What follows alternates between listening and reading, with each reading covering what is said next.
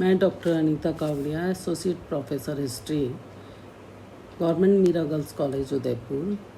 आज हम MA final history paper 3 B के अंतर्गत मोहम्मद गोरी के सिक्कों पर चर्चा करेंगे। इससे पहले हम थोड़ा सा मोहम्मद गोरी का समय और भारत की बारे में उसके आक्रमण और उस पृष्ठभूमि को समझने की कोशिश करेंगे। मोहम्मद गोरी एक महत्वाकांक्षी कट्टर मुस्लिम शासक था, जिसका पूरा नाम मोइनुद्दीन उर्फ शहाबुद्दीन मोहम्मद गोरी था। गजनी और हिरात के बीच स्थित गोर प्रदेश का निवासी होने के कारण उसे गोरी कहा जाता था। 1027 ईस्वी में भारत पर अंतिम आक्रमण करने वाला महमूद गजनवी, जिसकी 1030 में मृत्यु हो गई थी, और उसके बाद लगभग 145 वर्षों तक तुर्कों की ओर से भारत पर कोई आक्रमण नहीं हुआ था। और 1175 ईस्वी में जाकर मोहम्मद गोरी ने एक बार फिर से भारत पर आक्रमण करने का सिलसिला शुरू किया था। मोहम्मद गोरी ने मुल्तान एवं उच्च की विजय की थी। आबू एवं आनिलवाड़ा पर आक्रमण किया था 1178 ईस्वी में। उसके बाद तराइन का प्रथम युद्ध 1191 ईस्वी में पृथ्वीराज चौहान और मोहम्मद गोरी के बीच हुआ था, जिसमें मोहम्मद गोरी पराजित हुआ था। लेकिन अगले ही वर्ष तराइन का द्वितीय युद्ध 1192 ईस्वी में हुआ और इसमें मोहम्मद गोरी विजयी हुआ। तो मोहम्मद गोरी के आक्रमणों ने भारतीय राजनीति का स्वरूप ही परिवर्तित कर दिया था, और उसके आक्रमणों से भारत की प्राचीन सभ्यता और संस्कृति का विघटन भी हो गया था। अपने आक्रमणों के दौरान मोहम्मद गोरी ने राजपूतों की शक्ति को पूरी तरह से कुचल दिया था, और राजपूतों की राजनीतिक और सैन्य संरचना के टूटे जाने के बाद प्राचीन सभ्यता का विघटन भी होता चला गया था। अब समाज में राजनीतिक सत्ता के केंद्र में होने के कारण मुसलमानों का वर्चस्व स्थापित हो गया था, और धीरे धीरे वो यहाँ पर पूरी तरह से हावी हो गए थे। आज हम मोहम्मद गोरी, जिनका समय है 1192 से 1206 ईस्वी, इनके सिक्के किस प्रकार के थे और उन सिक्कों के द्वारा हमें क्या जानकारी मिलती है, इस पर हम देखेंगे। तो 12वीं शताब्दी में मोहम्मद गोरी ने दिल्ली और अजमेर के राजा पृथ्वीराज III पर आक्रमण किया। उस समय भारत में छोटी छोटी रियासतों में आपसी मतभेद के कारण चौहान शासक को हार का सामना करना पड़ा, और इसी समय से भारत पर मुस्लिम साम्राज्य स्थापित होना शुरू हो गया था। भारतीय राजाओं के स्थान पर यहाँ पर गुलाम वंश स्थापित हुआ, और उससे पहले हम देखते हैं कि मोहम्मद गोरी ने अपना प्रभाव स्थापित करने के साथ ही सिक्के भी प्रचलित किए थे।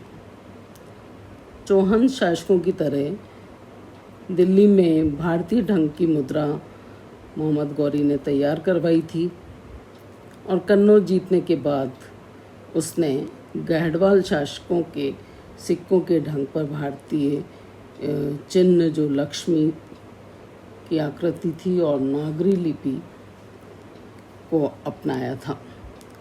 मोहम्मद गोरी ने कन्नौज जीतकर लक्ष्मी की आकृति का स्वर्ण सिक्का तैयार करवाया था, किंतु इस्तेमाल में वह केवल चांदी के सिक्कों का ही प्रयोग कर पाया था।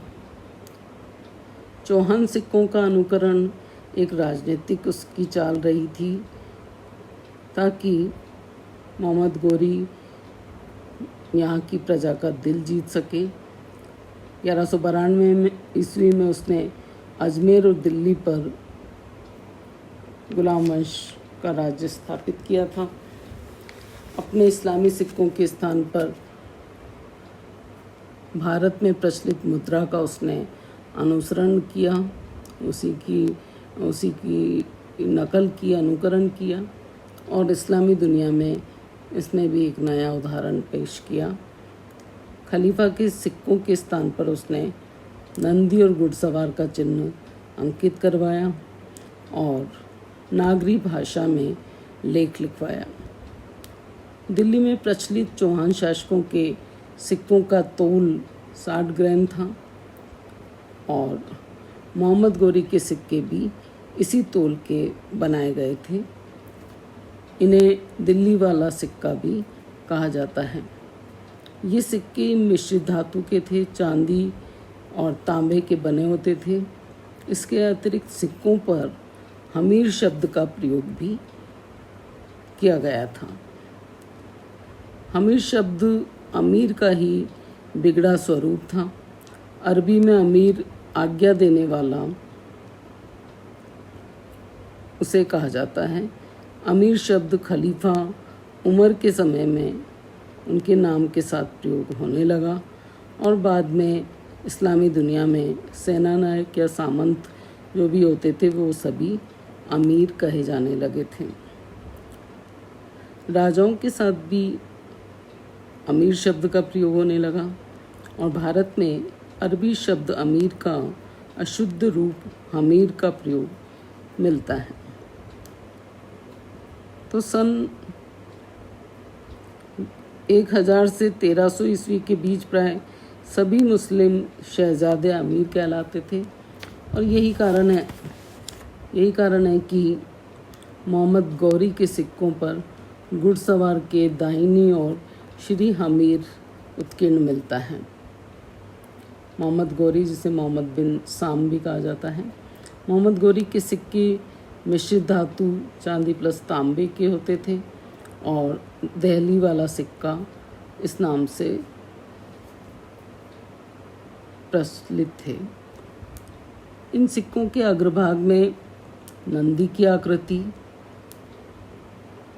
चारों ओर नागरी में श्री मोहम्मद साम खुदा हुआ है। पिछले भाग में, पृष्ठभाग में चौहान ढंग के घुड़सवार सिक्के जैसा हमें मिलता है तथा दाहिनी ओर नागरी में श्री हमीर लिखा हुआ है। मोहम्मद गौरी ने कन्नौज जीतने के बाद गहडवाल ढंग के सोने के सिक्के तैयार करवाए जिन पर लक्ष्मी की आकृति पाई जाती है। इन सिक्कों के अग्रभाग पर लक्ष्मी की आकृति और पृष्ठभाग पर नागरी लिपि में श्री मोहम्मद बिन साम लिखा हुआ है।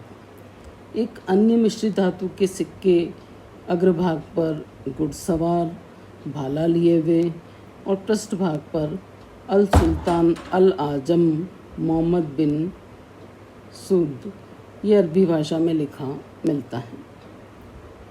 मोहम्मद गौरी के कुछ मिश्रित धातु के सिक्कों पर भी हमें ऐसा ही लेख लिखा हुआ मिलता है। मोहम्मद गौरी ने भारत में भारतीय ढंग के ही सिक्के उन्हीं का अनुकरण किया था जो पृथ्वीराज चौहान और जयचंद जो गैडवाल शासक था उसके तरह के सिक्के हैं। तो सिक्कों पर इन्होंने मुख्य रूप से मिश्रित धातु का प्रयोग करवाया जो प्रचलित थे और लिपि इन्होंने नागरी लिपि का प्रयोग किया।